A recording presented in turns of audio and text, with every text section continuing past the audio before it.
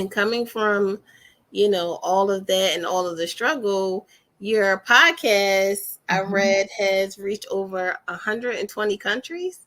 Yes. And that's awesome. A lot of people start podcasts and they don't make it past the first year. They don't get past 10, 15 episodes and they give up. So for you to do that is a huge accomplishment.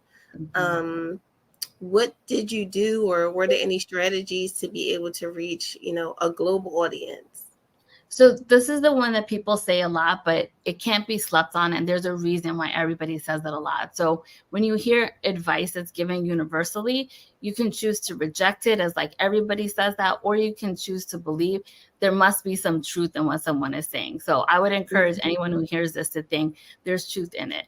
It was really about showing up and about telling everyone I had a podcast. So the first part of it, the just showing up, my first episode was a hot mess. It is up there. You can listen to it. It was trash, from everything from the opening to what I talked about to how I sounded. There's not a single thing that you could say positive about the episode other than, well, good for her for showing up. That's about it. It was bad all the way around. But I told myself every week my job is to just show up, because I knew just putting in the reps, I would get incrementally better. It's like going to the gym or trying to run for the first time. If you just show up every day, you're guaranteed to see a little bit of improvement, whether it's you're better conditioned when you're going for a run, or you're a touch faster, or you run for longer, or you fall in love with the sport. There's going to be some incremental improvement. So that was the only thing I told myself in the very beginning.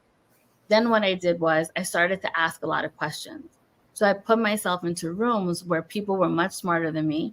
I've left all humility and pride to the side and said, look, this is how it sounds right now. This is kind of what I'm hoping to get to.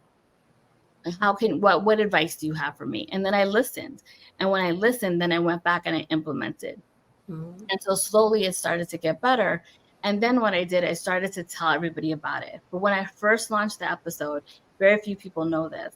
The first 3 episodes went out, and I didn't even tell my friends that I had a podcast. I told no one, because it goes back to creating that safety for myself. I felt like, am I okay doing this? Do I want to keep doing this? I had all those questions, but I needed to answer them for myself first before I decided to tell everybody about it. But once I knew this was the thing that I wanted to do, then I started to communicate it